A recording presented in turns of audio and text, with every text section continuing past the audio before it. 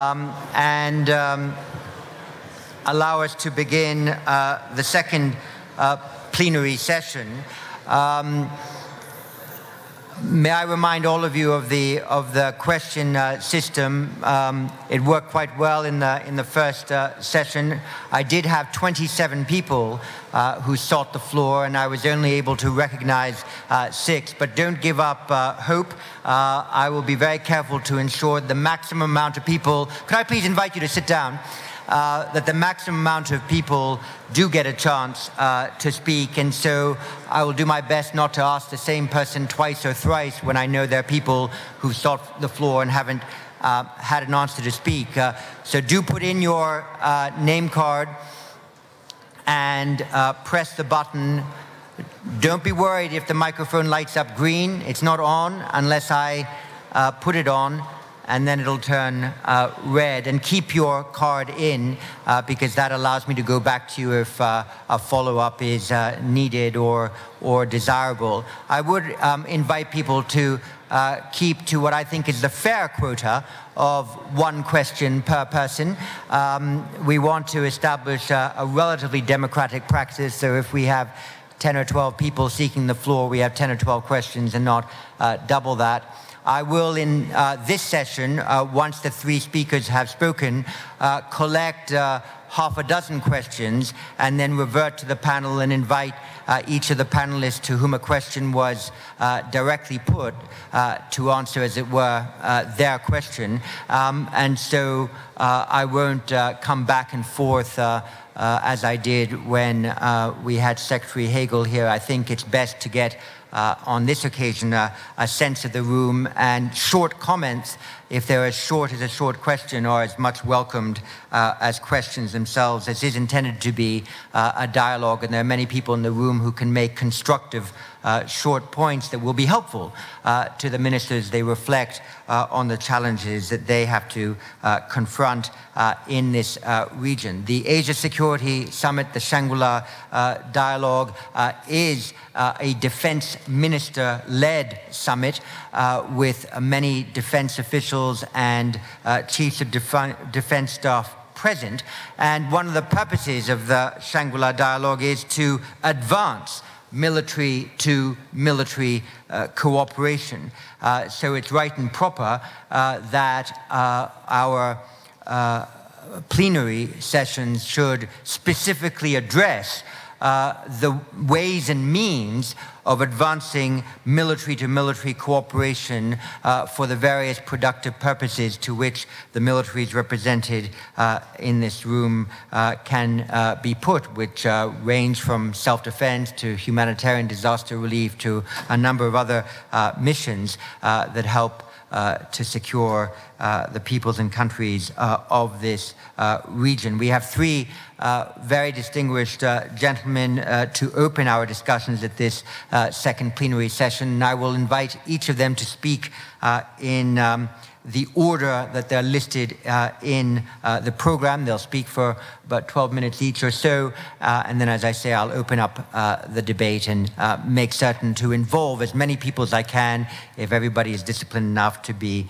brief and succinct in their interventions. The first to take the floor on this theme, advancing military-to-military cooperation, appearing for the 2nd consecutive year at the IISS Shangri-La Dialogue, and I enjoyed very much the meeting I had with him in March in Japan, is the Minister of Defense of Japan, Onodera-san. Please, the floor is yours.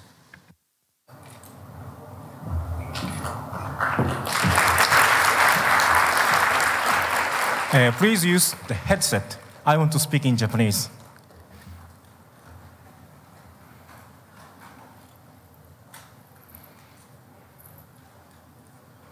It's okay? Chipman 所長 Director General Chipman, IISS staff supporters, Thank you for inviting me to speak at the Shangri-La Dialogue once again. I am exceptionally honored to be able to speak for a second consecutive year as Japan's Minister of Defense. Moreover, I am delighted to share the panel with the British Secretary of Defense, Mr. Hammond, and I appreciate the opportunity today to see Mr. Hishammauddin, the Malaysian Minister of Defense, after our last meeting just a month ago. Their presence once again reminds me of the importance of this annual event. The keynote speech given by our Prime Minister Shinzo Abe last night unequivocally underscored Japan's security policy and commitment to peace and stability in the Asia-Pacific in accordance with a proactive contribution to peace based on the principle of international cooperation. Over the past year, I have met leaders and defense and foreign ministers of more than 30 countries, including India, Vietnam, the Philippines, Malaysia, and Australia, and I have explained our security policies directly and will continue to do so with transparency.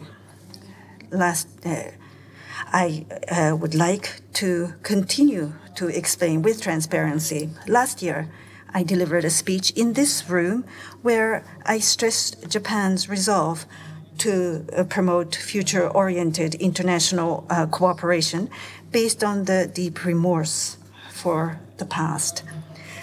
I still remember the warm comments from the audience following my speech at that time. Today again, I seek your understanding on Japan's defense policy. And I assure you that Japan's ongoing security efforts do not mean any change whatsoever to our path as a peace-loving nation. On today's topic of advancing military-to-military cooperation, I would like to discuss the roles that the Ministry of Defense and the Japanese Self-Defense Forces play in this region and in the international community. Asia witnessed a range of disasters and accidents over the last year, which highlight the growing importance of military-to-military cooperation among regional countries. In the wake of Typhoon Haiyan last November, many countries from within and outside the Asia-Pacific conducted disaster relief operations. Japan sent the largest international disaster relief mission in our history in close cooperation with the US, Australia, and the UK. Japan and the UK both deployed mobile units and exchanged liaison officers between HMS Illustrious and Japan's helicopter carrier, Ise. So close cooperation was carried out between the two. In the following month, I visited Tacloban on Leyte Island, where our SDF was stationed, and saw firsthand the disaster-stricken areas. When I visited the Multinational Coordination Center in Camp Aguinaldo in Manila, I was deeply impressed with military personnel from 13 countries sharing information and working closely together. In the ongoing search for the missing Malaysian airline MH370, many countries, including Malaysia, China, Australia, and China, contributed aircraft and vessels to the search. Japan sent Maritime Self-Defense Forces P-3C maritime surveillance aircraft and C-130 transportation aircraft in close cooperation with the foreign forces. During my visit to Perth, Australia in this April, I visited Pearce Air Base of the Royal Australian Air Force with Australian Minister for Defence, Mr. Johnson, and saw the P-3C operation for searching MH370 aircraft. I am aware that many of the passengers on board this missing Malaysian aircraft are of Chinese and Malaysian citizens, and I sincerely hope for the earliest possible finding of MH370. When it comes to large-scale disasters and accidents like these, I cannot overstate the importance of activities by military forces which are self-sufficient and well-organized with HADR expertise. In addition, given that the response capability of a single country is inherently limited in the face of frequent cross-border problems, it is essential to continue enhancing regional military-to-military cooperation. For these purposes, it is also essential to enhance the skills and smooth communication through the changes and the joint training during peacetime. Japan is prepared to share the lessons learned from the past relief activities, both home and abroad, including our experience in the 3/11 disasters and various international disaster relief activities, and to advance future cooperation in a multilateral framework. We have already taken several steps in this area. In June last year, ADMM Plus held its first ever multilateral field exercise in Brunei. Going forward as the new co-chair country of the expert working group with Laos, Japan would like to discuss with our regional partners various issues, including the establishment of a standard operation procedure, SOP, in HADR to facilitate military-to-military cooperation. In September last year, Japan hosted a Western Pacific submarine rescue training event called Pacific Reach 2013 with 5 participating countries and several observer nations. I observed the training as well. The event contributed to enhanced international cooperation in submarine medicine and rescue operations in the event of a submarine accident. Furthermore, we will start Pacific Partnership 2014, mainly in South China Sea next week. Japan is going to send a transportation vessel and aircraft to conduct activities to enhance smoother disaster relief operations in the future. In order for Japan to proactively involved in military-to-military cooperation in the region, we intend to work on the following 3 challenges. The first challenge is establishing a framework which enable assisting countries to act swiftly in an emergency. Joint planning and training during peacetime are essential for this. It is necessary for nations to build in advance a legal framework to send forces abroad and to accept foreign forces in a swift manner. I would like to stress that this is not just Japan's challenge, but a challenge commonly faced by many countries participating in regional multinational training and rescue activities. In addition, a framework for military-to-military rescue cooperation is also effective. Based on AXA with the U.S. Armed Forces and Australian Defense Forces, Japan's Self-Defense Forces undertake assistance by mutually providing fuel and other items in HADR. We're currently negotiating AXA with the UK and Canada as we expand the network of cooperation. The second challenge is to enhance capacity building assistance. Since 2012, Japan has conducted capacity building assistance in countries such as Timor-Leste and Cambodia. At this moment, I must say that there are some institutional as well as resource constraints on JSDF's capacity building assistance. That is why I believe Japan needs to make security assistance seamless by enhancing coordination between SDF's capacity building assistance and official development assistance. Also, due to limitations of assistance by a single country, close collaboration between countries is vital for capacity building assistance. The third challenge is to promote equipment and technology cooperation.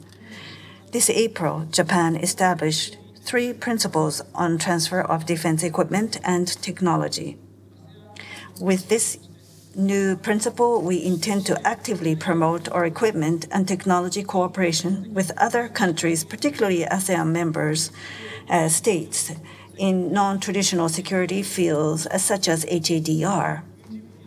Our efforts are not limited to the military domain, but also cover the area of maritime navigation safety as we proceed with the provision of patrol boats for coastal patrolling and maritime law enforcement. In order to appropriately handle the transfer of defense equipment and technology, the Ministry of Defense needs to enhance its organizational structure in a way that can facilitate the transfer of defense equipment and technology by, for example, newly establishing Defense Equipment and Technology Agency.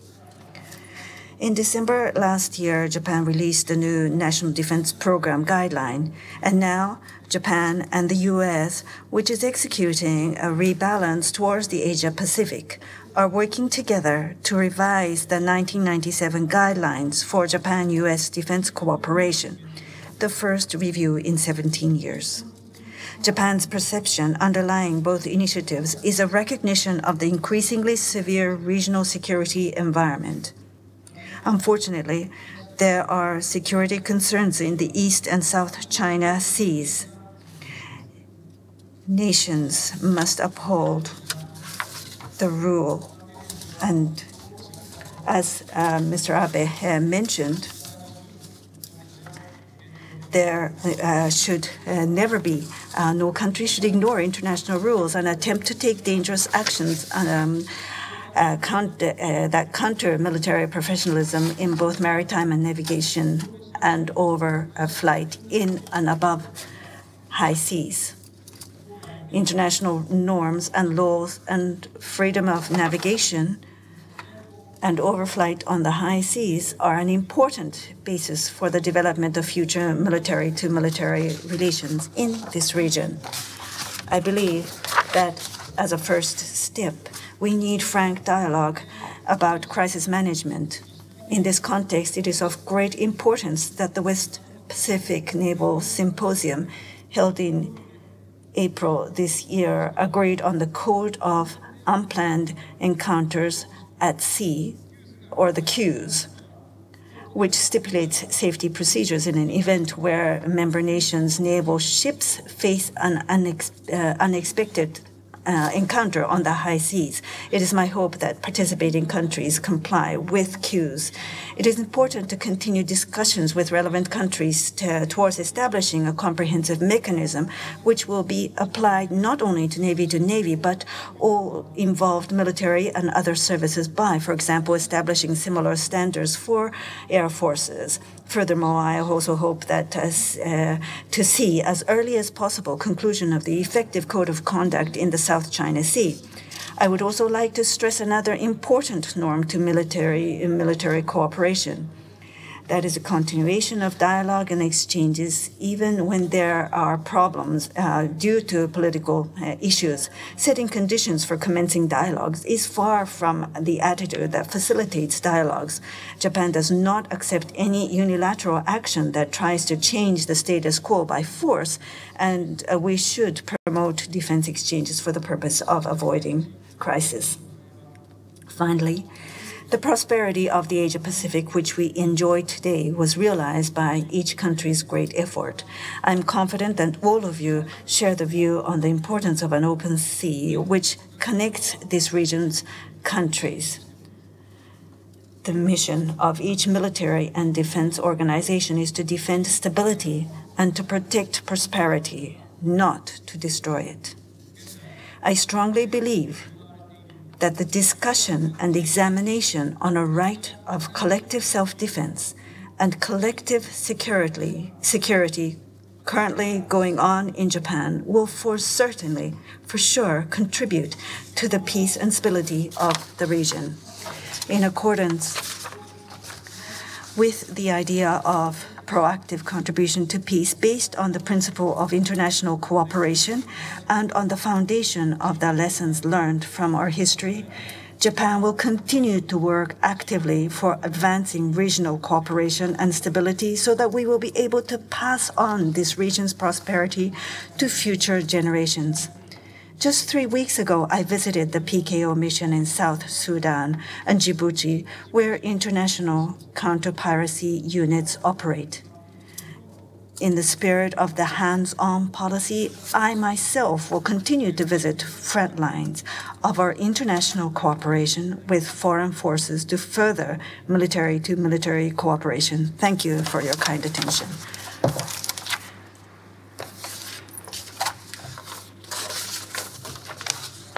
小野寺大臣ありがとうございました。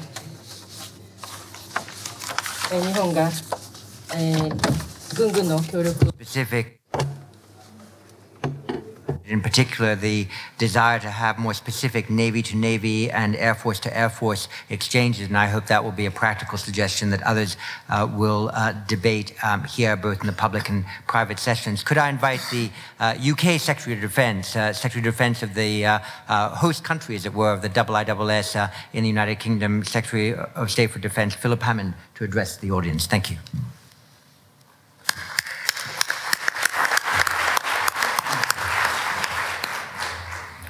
Well, thank you, John, and thank you to the IISS for bringing us together once again in this prestigious gathering. It's a great pleasure to be back here in Singapore and a pleasure to be sharing a platform with my Japanese and Malaysian colleagues. Since we met in this venue last year, much has happened in the world that has impacted upon our security and our stability, not just here in the Asia-Pacific region, but also in Europe. In particular, the current crisis over Ukraine following Russia's illegal annexation of Crimea. And while we and our Western allies are having to look afresh at the security implications closer to home of renewed Russian aggression, it remains very much in our interest to be engaged in the Asia-Pacific region. As a maritime nation and a country which still relies upon the world's sea lanes for the delivery of 95% of our trade, as a member of the Five Power Defence Arrangements, as a permanent member of the UN Security Council and one of the world's strategic nuclear powers, despite our geographic distance, the UK has a strong stake in the stability of this region.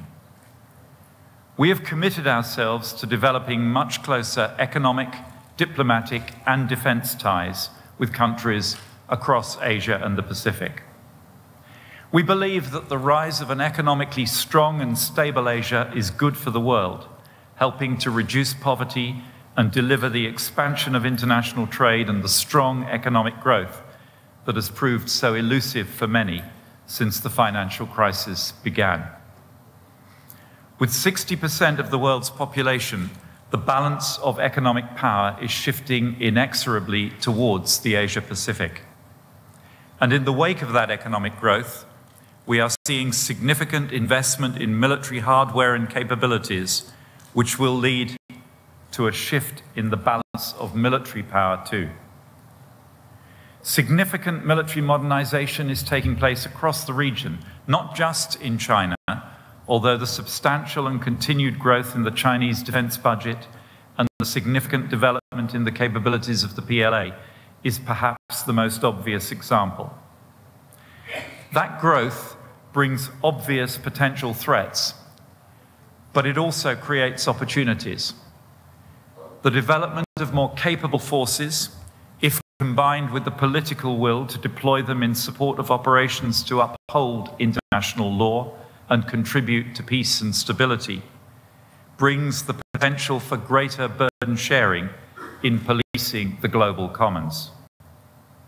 But we also have to be clear that military expansion, proceeding apace while historic disputes over territory, such as those in the South China and East China Seas, remain unresolved, has the potential to become a source of distrust, suspicion, and misunderstanding, or a driver of populist nationalism, all of which, in turn, can lead to miscalculation and, in the worst scenario, instability and conflict. As the old adage goes, great power invokes great responsibility, and those countries that are or aspire to be great powers have a duty to take seriously their responsibility towards others in the region, to be candid about their intentions, to be transparent about their motives, and to be more open about their capabilities. As the major military powers in this region increasingly look to develop their ability not only to protect their domestic interests, but also to project power well beyond their shores, the proximity of their respective forces and the frequency with which they come into contact is bound to increase. Without that candor, transparency, and openness between nations and their armed forces, the risk of unintended conflict will also rise. And it is in delivering that candor, transparency, and openness that, in the UK's experience, defence engagement and military-to-military cooperation has such a significant role to play. In the same way that formal and informal economic and trading ties between nations, built up over time from the first trade delegation or the first export order, gradually develop a cultural understanding and expert local knowledge that facilitate future economic links on a much greater scale. So the ties and channels of communication established from the steps of defence engagement, often small in scale and uncontentious in area, such as language training or military medicine, they can lay the foundation for deeper and more formal cooperation that develops greater mutual trust and understanding over time. Secretary Hagel articulated in his recent speech to the PLA National Defence University in Beijing the need for a new model of military-to-military relations between the US and China, based upon 3 tracks: sustained and substantive dialogue, practical cooperation where interests converge or align, and managing competition and difference where they do not, through openness and communication. I believe that Secretary Hagel's model, with transparency and communication at its core, points the way not only for the region, but for reducing the risk of conflict everywhere. That is why, in spite of Russia's actions, and in spite of their significant differences, we have consistently urged Russia and Ukraine to establish a meaningful dialogue to de-escalate the current crisis as the first step towards a diplomatic resolution. And perhaps we can dare to hope that managing competition and difference through sustained dialogue could become the new paradigm for Asia-Pacific security. But in parallel, Secretary Hagel's second track, advancing practical cooperation, offers the prospect of building confidence and understanding through military-to-military relationships, and it is this aspect on which I wish to concentrate the remainder of my remarks. For the UK, as a member of NATO, the world's most successful military alliance, and as a party to the 5-power defence arrangements, which remains the only multinational defence structure in the Asia-Pacific, now in its 43rd year, military cooperation with allies and partners is at the heart of our defence planning. But as we prepare to return British forces to a posture of contingency after more than a decade of enduring high-tempo military operations in Iraq and Afghanistan, and we contemplate the possibility that next year, 2015, could be the first for 100 years since the outbreak of the First World War that British troops have not been engaged in combat or counterinsurgency operations somewhere in the world. Defence engagement as a strand of soft power protection is becoming embedded within our defence doctrine, so that in addition to what we traditionally term our committed and contingent postures, we are seeking to develop a third, engaged posture, which makes active use of our standing forces in peacetime to contribute to global stability through partnering, engagement, and upstream conflict prevention and capacity building, as well as supporting multilateral humanitarian efforts, such as the response to the Typhoon Haiyan and the search for MH370. Indeed, we have now set out a deliberate strategy to enhance and expand our defence engagement around the world as a core strand of soft power projection. And we see that defence engagement taking different forms according to the nature of our relationship with the countries concerned, but falling broadly into three categories. The first group is made up of those nations with whom we are closely aligned in terms of values and interests, many of them countries with whom we have either formal or informal defence commitments, most obviously our NATO allies. The core task for our engagement with these countries is to ensure we retain and enhance the capabilities and the levels of interoperability necessary to ensure that we can fulfill our commitments and defend our interests if the need arises. That is why, for example, we are creating a combined joint expeditionary force with France, an early entry force which will train and exercise together, capable of facing multiple threats up to the highest intensity, and available for bilateral, NATO, European Union, United Nations or other operations, on course to achieve full operating capability in 2016. The second grouping is those countries with which we have not historically enjoyed close defence relations and with whom our interests may not always coincide.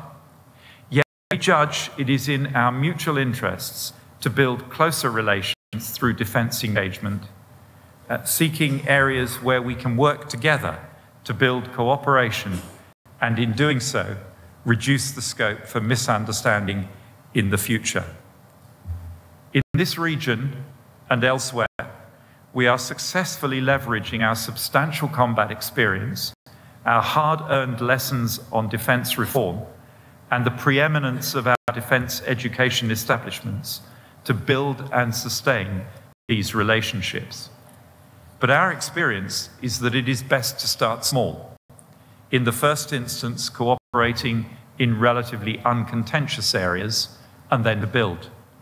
So, for example, China and the UK have put in place a program to deliver an English language training facility within the Chinese Peacekeeping Center. In military medicine, we are seeking to share best practice through exchanges between our military medical institutions. And we're building regular exchanges between the UK Development Concepts and Doctrines Center and the Chinese Academy of Military Sciences. All of these things enhancing communication and building mutual understanding of our respective military practices and doctrines.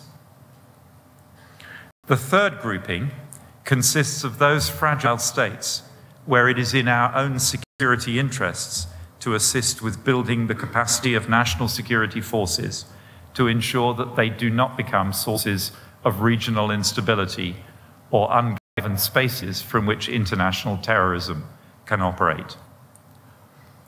Across the spectrum of potential partners, the full range of our defence engagement and military-to-military cooperation is aimed at delivering a more stable, peaceful, predictable, and therefore more prosperous world.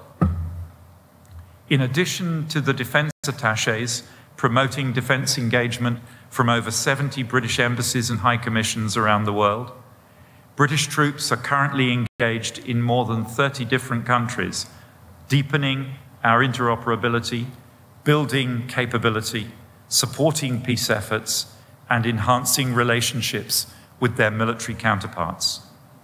We are playing our part in encouraging greater candour, transparency, and openness through defence engagement and enhanced military-to-military relationships. And it's a model I would urge others to adopt.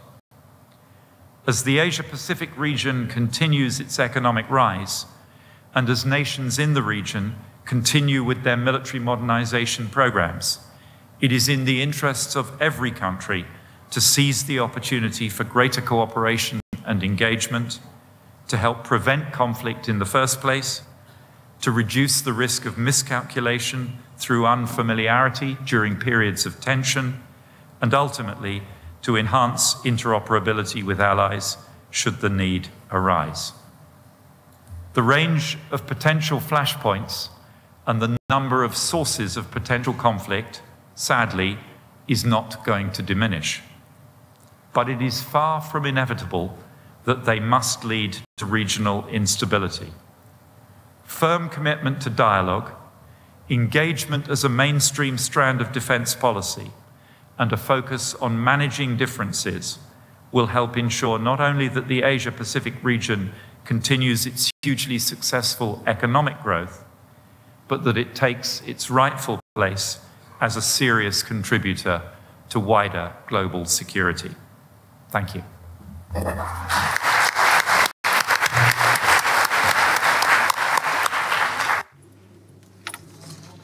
ハマンド大臣、ありがとう。 Remarks, and in particular for, in essence, laying out a doctrine of how defense engagement should be seen as a form of soft power projection. And I think that very thought should animate a good deal of debate as to how military-to-military cooperation should be seen as part of international diplomatic efforts as well. It's a delight now to invite to the podium the Minister of Defense and also Acting Minister of Transport of Malaysia, Dato Seri Hishammauddin bin Tun Hussein. Thank you very much.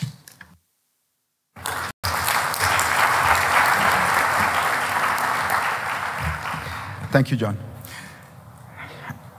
Secretary Phillip Hammond, Onodera-san, ladies and gentlemen. We live in an age of uncertainty, one where multifold shifts in technology and societal behaviors have created an increasingly unpredictable threat environment globally. Day by day, the nature of security threats, both traditional and non-traditional, evolve rapidly, and often these outpace our ability to search for suitable solutions. The pace of globalization continues, and indeed, we celebrate the multifaceted transformation it brings, whether economic or social. But we now find ourselves in a paradox. A paradox of feeling insecure, trapped, yet exposed in this borderless global village. A global village which presents limitless opportunities, but is also punishingly complex. We are liberated, and yet we live in fear of the unknown. The lifting of borders and the opening of the skies for the flow of people, of goods, and capital, and the rapid development in technology and communication brings with it new threats to security and defense. These threats come in many forms, from religious extremists to cyber terrorists. And they come at a turning point in our history when knowledge, information, and news, truth, half-truth, and outright lies, digitized, networked, and automated, pervasive, and instantaneous, have become a very important component in shaping our political, economic, cultural, and security concerns. Local and international events are inevitably linked in complex and unpredictable ways. This is a reality that I am not sure we have begun to fully appreciate. The new dynamics in the global security landscape, especially by non-state actors, have posed a serious threat to how the fundamental ethos by which nation-states' defense community operate. These new dynamics and threats demand that we think outside the box, testing blue ocean strategies, primarily in the interest of peace and stability in our nation states. Although advancing military-to-military cooperation should be our common priority in the defense community, it is imperative that this goal be delicately balanced with competing domestic needs, especially at the economic and the socio-political dimension. We must always remember, stable geopolitics is also driven by the stability of each nation state in and around the region. Much has been said about Southeast Asia, pinned by its regional stability and economic promise, a population of 600 million people, and a combined GDP of $2.3 trillion, being one of the key drivers in realizing an Asian century. As we usher the age of greater cooperation in strategic sectors, we once again find ourselves courting the attention of major global powers. This is not altogether unfamiliar situation for us in ASEAN, as we have a collective history of being pursued by colonial powers since the 15th century.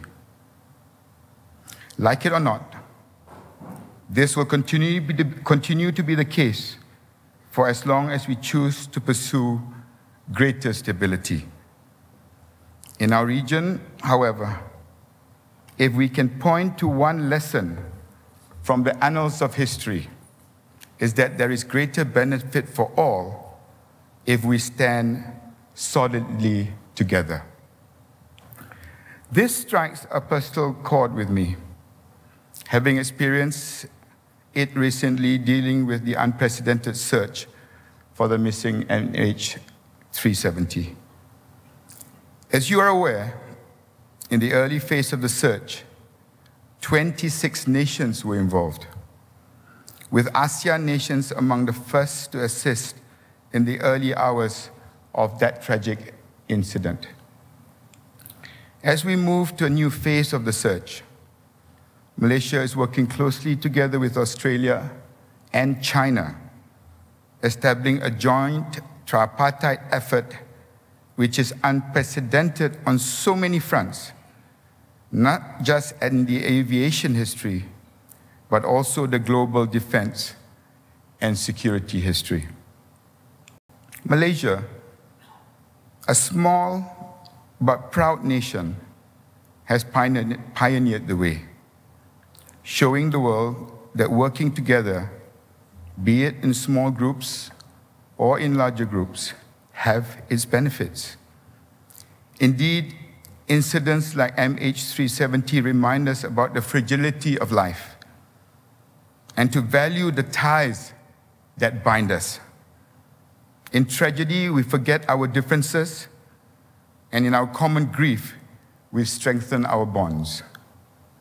Through our anguish, one thing is clear: the world is a community, and we are its citizens.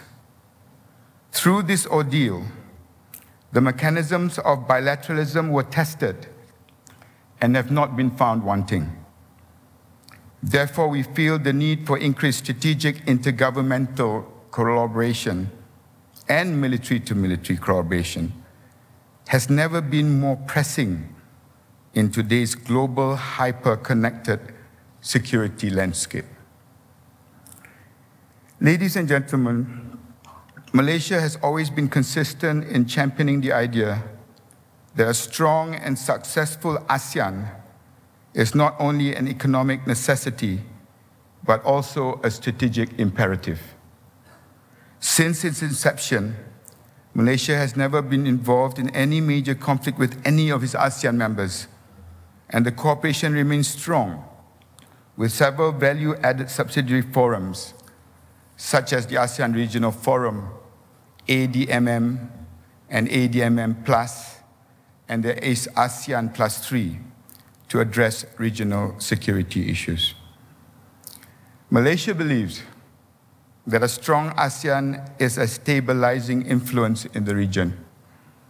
Indeed, many nations have now come to realize the importance of ASEAN and have moved to engage it.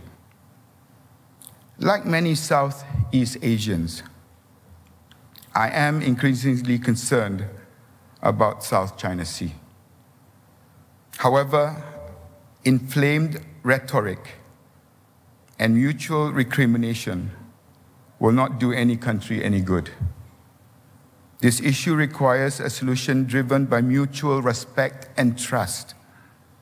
It will take time, but I'm confident with patience, with collective wisdom, a lot of courage, and as Secretary Hagel said just now, with humility, we will find a way forward.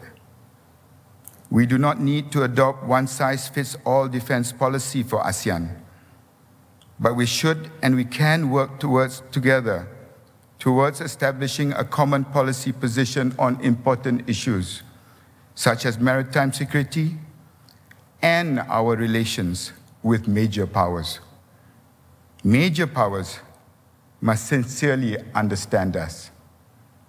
We must prioritize the security of the region in entirety, and not just thinking along sovereign lines. ASEAN must stand united together on several key defense issues and not be pulled in different directions. On that note, there is a pressing need for us, therefore, to establish clear communication channels and intensify policy making as a group. In conclusion, ladies and gentlemen, as the balance of the world's strategic and economic weight shifts towards Asia, a robust regional security architecture that can accommodate all stakeholders and rising aspirations is vital. Relationships marked by strategic rivalry and uncertainty increase the risk of friction and conflict, which could have devastating consequences on the global economy given Asia's increasing influence. Given the transnational nature of these emerging security threats, only unity and cooperation can help nations rise to meet them. ASEAN defense establishments and extra-regional partners who have a stake in Asia's continued prosperity must therefore engage, must therefore cooperate as we navigate these very difficult waters. ASEAN nations have always subscribed to what we now call the ASEAN Way, which is the principle of consultation and consensus with confidence building and preventive diplomacy to contain conflict in this region. These guiding principles have very often avoided unwarranted tensions and contributed to our continued peace and stability. We in ASEAN must rise and fall together. I, for one, am confident that we can rise and we must rise together, taking ownership of our joint destiny with our eyes fixed firmly on a better future for all. Thank you.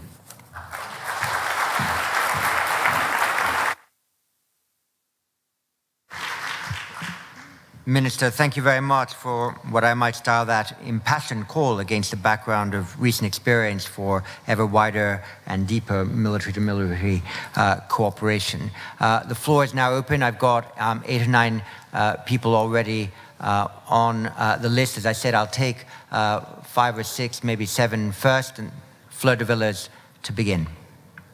Thank you, John. I listened with great interest to Mr. Hammond's description. Closer to you. I listened with great interest to Mr. Hammond's description of the commitment to deploying the UK forces as an arm of soft power, with a rather unkind thought that they might be renamed as the new UK Peace Corps. I wonder, however, whether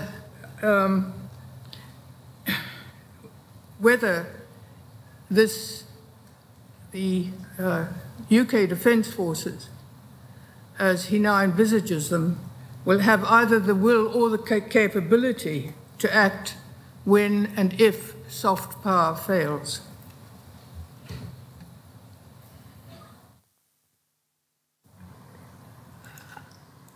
Alex Neil. A question to Minister Onodera. Onodera-san, you mentioned the importance of building crisis management mechanisms, and perhaps also reflective of Minister Hishammauddin's comments about channels of communication. Given recent acrimony between China and Japan, how confident, Minister Onodera, are you that you have viable channels of communication with China's leadership during periods of tension between your countries? And next from Malaysia, Jejan Mazdia. Question for Minister Hishammauddin. What should ASEAN's common policy position be on China's recent activities in the South China Sea, and how would Malaysia react if China parked an oil rig in its EEZ? And from Singapore, Kisho Mabubani. Thank you, John. Actually, my question builds on the last question. It's also for Dato Sri Hishammauddin. Malaysia, like Vietnam, Philippines, and Brunei, has differences with China over the South China Sea. And indeed, if I'm correct, my assumption, Malaysia also doesn't recognize the 9-dash line that the Chinese have drawn in the South China Sea. So, but at the same time, Malaysia has clearly been much more successful in managing its relationship with China, as demonstrated by the current visit of Prime Minister Najib to China. So the question is, why has Malaysia been more successful in managing its differences with China or the South China Sea? And what advice do you have for Philippines and Vietnam? From China, Professor Jia Daozhong. I have two questions, one for the Defense Minister from Japan. I recall you mentioning that the newly established Defense Equipment Agency, Technology Agency of Japan is going to support maritime safety cooperation. Under ex-Prime Minister Obuchi's leadership, Japan successfully led this anti-piracy effort, which is headquartered here in Singapore, with China, Korea, a number of others, India, and even Denmark participating. So that has been successful. And I wonder what's missing in the recap mechanism that now requires an explicit defense or military participation in dealing with piracy and other commercial maritime challenges in the region. The question for the minister from Malaysia is that indeed, like just now Mr. Mabuhani said, there is something that's you warned against inflamed rhetoric. Can you advise us, especially those us from China, what can we do to help not just educate ourselves, but many interested and sometimes overly excited parties from outside about this tension? You know, look, 9-dash line or what else, the South China Sea have been there for thousands of years, and we don't quite understand what is it that somehow in recent years this sea must become a center of tension. Thank you. Thank you. Professor Nick Bisley from Australia. Thanks, John. My question's to Minister Onodera. Onodera-san, you said that you were confident that the collective self-defense reforms in Japan could have a positive effect on regional stability and security. And I was wondering what you were planning to do to ensure that this had the effect, because many in the region are unsettled by the defence reforms in Japan, and as has become clear by the remarks, communication is vital to regional security. And I was wondering what plans Japan had in place as it reformed its defence to ensure the consequences of this were not destabilising. Thank you. And P.S. Suryanarayana from India. This is a question addressed to Japanese Defense Minister. So yesterday, Prime Minister Abe spoke eloquently about engagement of Japan with India and also engagement between India, Japan, and the US. In military cooperation terms, what would be Japan's attitude towards India? Will the cooperation be confined to non-combat capabilities or will it extend to combat capabilities as well? And this applies to the trilateral with the US as well. Would you kindly respond to this? Thank you. Okay, I think I'll come back to the panel and then go back to 4 or 5. I'll start with Phillip Hammond, then Onodera-san, and then Minister from Malaysia. I think the main question to you, sir, was what happens when soft power fails? Let me just elaborate the logic of the position of defence engagement as a strand of soft power projection. We all make a huge standing investment in our military capabilities, and our publics who pay for that are entitled to ask the question, what are we doing to get a return on this investment when we're not using it for fighting, when we're not using it in combat?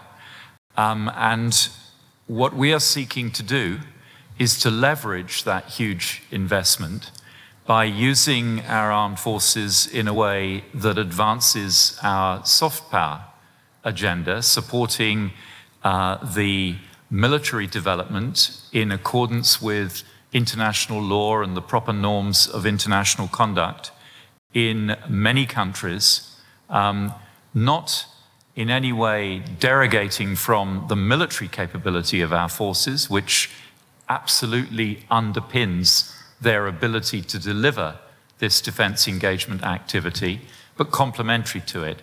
The ability to use forces, armed forces, as part of a defence engagement strategy in pursuit of soft power depends on them having the credibility of an established and proven combat record.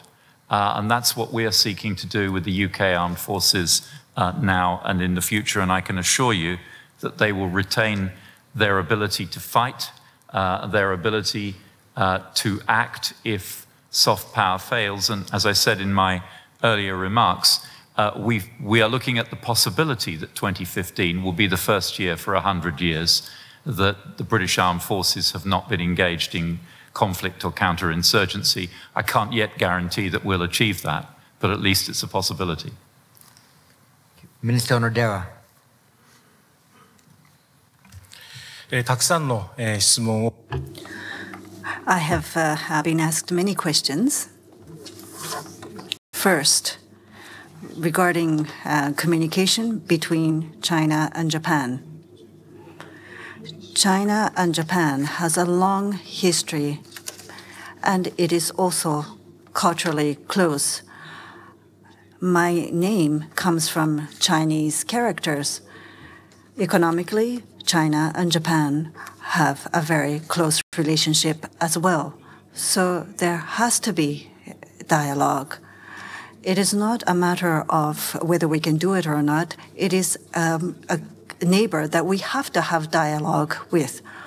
Even if the philosophy or thinking are different between the two countries, we have to provide opportunities to have dialogue. We've requested that of China. For the Japanese side, the door to the dialogue is always open. Prime Minister Abe always says that. If a contingency or an unexpected issue occurs, we are looking at a mechanism for maritime communication, and we're proposing that to China to facilitate communication. In the first Abe government, it was agreed, but it hasn't progressed. We will be endeavoring to have further discussion to progress on this. The second point is regarding the Defense Equipment and Technology Agency. The Japanese Ministry for Defense has equipment, both land, air, and sea, to enhance the equipment in all of these areas. We do need integrated operation, and therefore integrated equipment for the agency would be required. Disaster relief or rescue are areas that we are quite good at, and we would like to enhance our equipment and technology in this area as well. In terms of rescue of submarine that we had training for, that actually shows our abilities in relief and rescue efforts in maritime search. So we need equipment and technology that further enhances our ability to carry out rescue in accidents. And I also mentioned that we are happy to share the experience that we have with regard to right to collective self-defense, which was another question. Because of constitutional restriction, our activities are quite restricted. To give you an example, in defending sea lane, mine sweeping is a very mine sweeping is a very important operation and mission. And Japan does have many years of technique and experience in terms of mine sweeping. And for Japan to cooperate with a number of countries to carry out mine sweeping is prohibited under the Constitution. Safety of the sea and maritime security and navigation. In order for Japan to work together with other countries, mine sweeping is something that I think it would be important for Japan to carry out with other countries. And Japan also has PKO activities overseas, but that is not for safety and security, but for recovery of incidences. If the safety situation suddenly changes, and let's say a civilian office of the United Nations was attacked right next door to where our SDF is, the Japanese SDF troops can be protected, but under the current constitution, we don't have clear interpretation of whether or not we can protect those UN staff who are next to us. These are matters that people in other countries could do, but under the interpretation of the constitution to date, they were things that we could not do. We need to review and discuss these matters so that we can carry out what we should carry out in a way that is consistent with international activity. And in terms of India, both in South Asia and East Asia, we would like to have friendly relations. India, in particular, is a superpower that represents the South Asia. So to further enhance the relationship between Japan and India, I believe is extremely important. Japan, in establishing relationships with various countries, it has always been cooperation in the area of peace. In the future, under the new government, we hope to be able to further enhance our relationship with India. Thank you very much. Minister of Defense, Malaysia. Relations between Malaysia and China. As we meet this morning, Prime Minister Dato Sri Najib will be with his counterpart, Premier Li Keqiang, to celebrate 40 years of diplomatic relations between Malaysia and China, which was started off by Dato Sri Najib's father 40 years ago. point to be made about that is now we have 2 generations of leaders from Malaysia that has worked closely with China. 31st of May, 40 years ago, I'm sure they had a lot of challenges, but it required a lot of courage for the late Tun Abdul Razak to make the decision to travel to China and navigate those waters. And if he did not, we probably would not be able to see his son there celebrating 40 years of relations with China.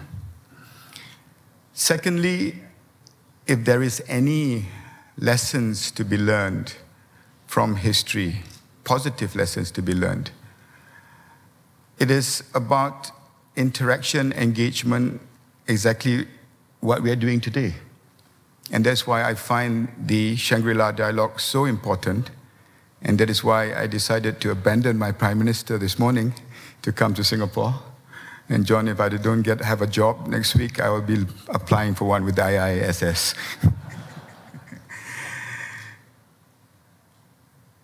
It is a very complex journey that we're going on board. But let me answer how difficult it has been and how easy it has been if we look at it in the right perspective. I'm so happy that General Phung just walked into the hall from Vietnam. And in the early stages of our search for MH370, I called him for permission to allow Chinese vessels to search for MH370 in Vietnamese waters. He told me that he had just one sleepless night, and bearing in mind relations between Vietnam and Malaysia and ASEAN solidarity, and my own personal relationship with him, he allowed it. We saw 61 sorties of aeroplanes of all sorts flying over the airspace of Indonesia in 2 days to get to Perth. We had P-3 Orions, P-8 Poseidons. We had the Chinese Illusion parked next to each other in Perth. We had the Chinese vessel Zulong. We had the Ocean Shield. And I remember quite vividly when Secretary Hammond called me early one morning when I was in Hawaii, still in my bathrobe, to tell me that HMS Tylus, a nuclear submarine for the UK, is on its way to the Southern Ocean. Far cry from what we have been debating in the last few weeks. Far cry from what we have seen in the streets of Hanoi. So answering the question that was posed earlier, it depends on us, on whether we want to look at relations positively, or are we going to pursue and navigate the waters in a negative approach. Malaysia and ASEAN and the ASEAN way has never been to the letter. And this is where my speech today was a lot of focus, because it's not lessons that Malaysia can teach Philippines or Malaysia can teach Vietnam, because we cannot deal with major powers alone.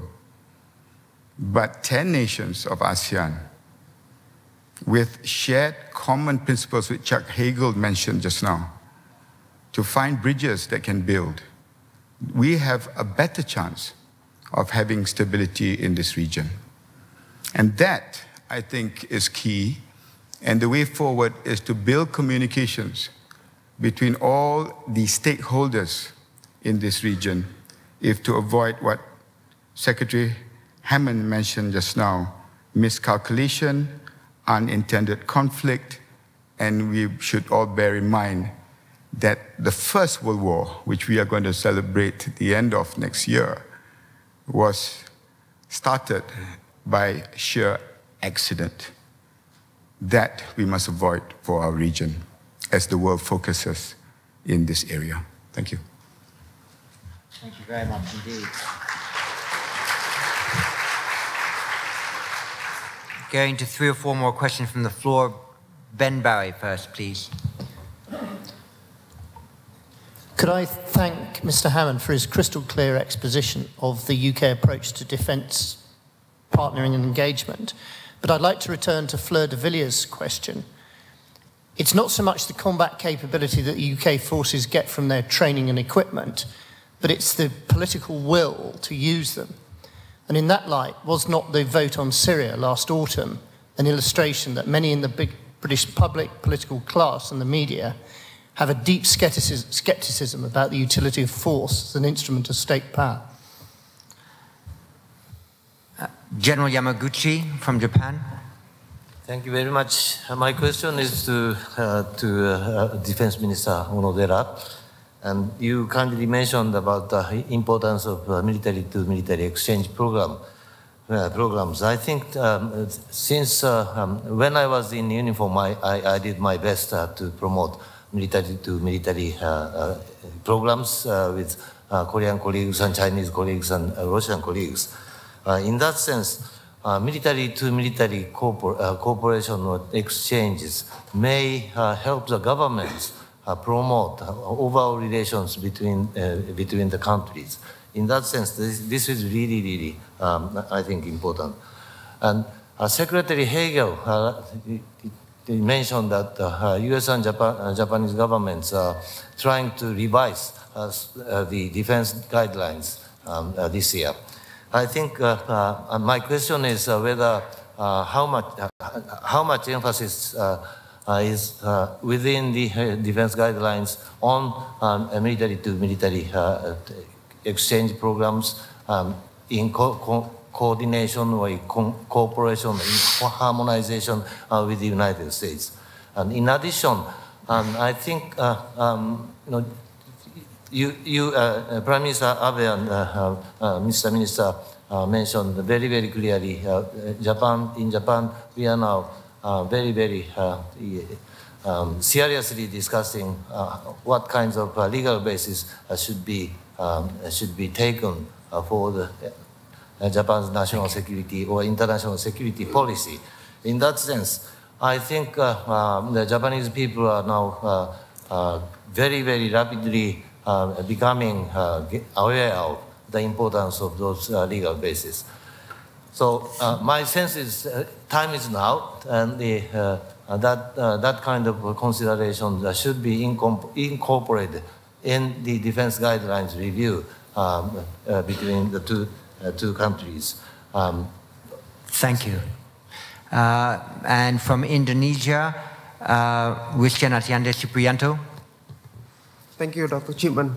My question goes specifically to Minister Hishammauddin, but I also look forward to comments from other panelists. You mentioned that you are increasingly concerned about the situation in the South China Sea. So how effective do you think that efforts to formulate a code of conduct would be to diffuse tensions and manage disputes? Thank you. China, Professor Wu Jinbo. Thank you. My question is for Secretary Phillip Hammond. As we know, over the years, Britain has assisted and also collaborated with the United States in its global cyber surveillance activities. Now, in your opinion, how do these kind of activities affect the mutual trust among countries and also the security of countries who are the target of this kind of activities? Thank you. Sorry, next is Christian Lemire. Thank you, John. A question for Minister Hishammauddin, a more specific question on the South China Sea, if I may. You mentioned that you don't believe inflamed rhetoric or mutual recrimination to be useful in the South China Sea. Is this why Malaysia initially denied the presence of a Chinese flotilla over James Shoal, an underwater feature over which no state can legally claim sovereignty? And is it that presence of a flotilla in a repeated gunboat diplomatic event that is making you increasingly concerned about the South China Sea? And finally, how do you stop China doing that? And we'll take one more before going back, and that is Dr. Masakutsu Ota from Japan. Thank you very much, Chairman. My question would go to Onodera Sensei, Defense Minister of Japan. And you mentioned the necessity to change the constitution, the change of the interpretation of the constitution in order to realize the collective self-defense for Japanese military forces in the future. But the majority of the Japanese public, according to a recent poll done by almost all the media of Japan, more than 50% of the majority is against the change of the constitution through the change of the interpretation of the constitution. Maybe people in Japan are concerned about the constitutionalism of Japan. Constitution should restrain the power of the cabinet and the government. So in terms of the democratic debate in Japan, how would you persuade the Japanese public to realize your agenda in the future? Thank you very much, Minister. Thank you very much. So I'll return to the panel for each of them to answer the questions and to make any final remarks they would like to make in order to conclude this session. And I'll do it in reverse order from the way the program was set up. So first, Minister of Defense of Malaysia, then Phillip Hammond, and then Onodera-san. Thank you, John. The DOC and the Code of Conduct is not going to be easy to achieve. But realistically, we really don't have any other alternative. It might take time. It takes a lot of will and a lot of patience and understanding. But it is something that I believe ASEAN is very, very clear on.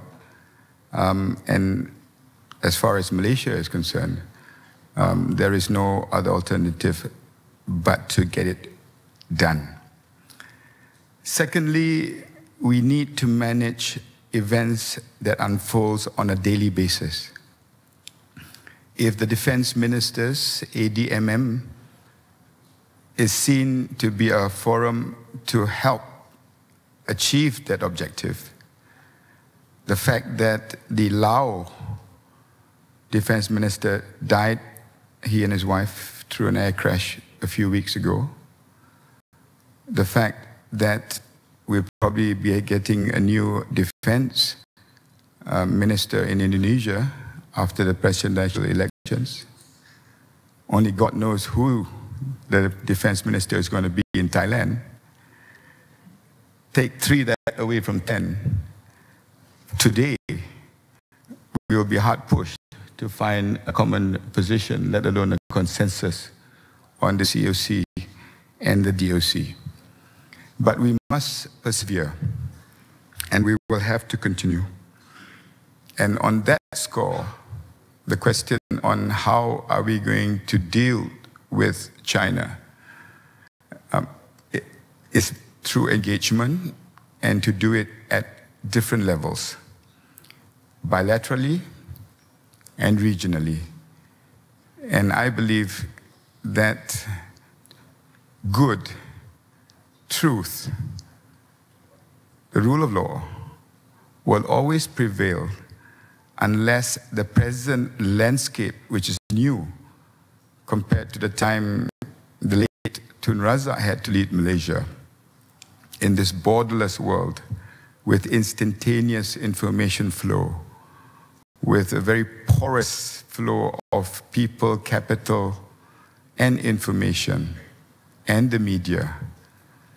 That is the challenge that is new, that needs to be faced. Other than that, the template is no different for what our fathers had to go through. And the fact that we are still gathering here today in a very stable regional forum is proof that they must have done something right then.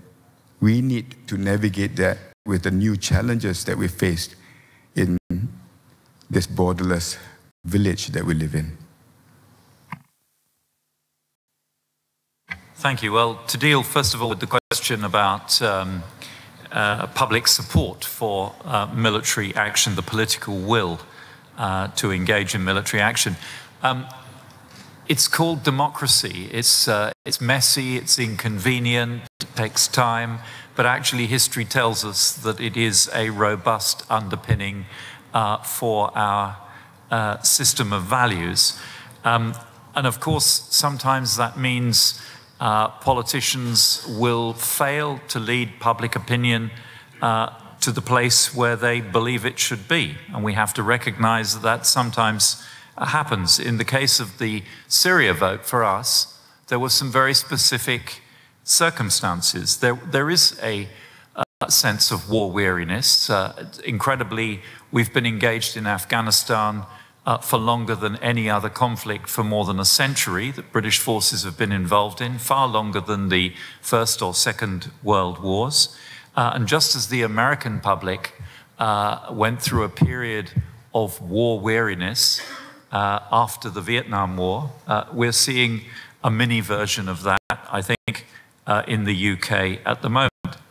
And I think it's quite healthy that the public is skeptical of the utility of military force in any given situation, that it asks questions, that it probes, that it challenges whether the use of military force is in fact the right way, the last resort mechanism. I prefer to be dealing with that problem than dealing with the opposite problem that I fear you may face sometimes in this region, where public opinion whips up enthusiasm for the use of military force, not as a last resort, but as a first resort to solving problems between nations.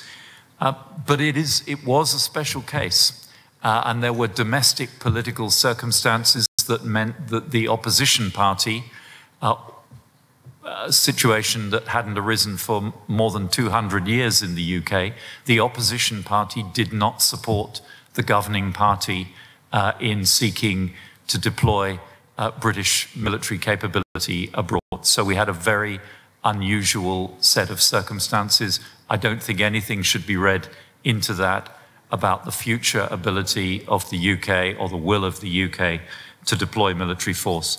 Just finally, a brief word on the cyber question. Our cybersecurity activities, working with our allies, are focused on counterterrorism, on gathering the information which is necessary to keep us safe from international terrorism, and we make no apology for carrying out that work and continuing to carry out that work to keep our people safe.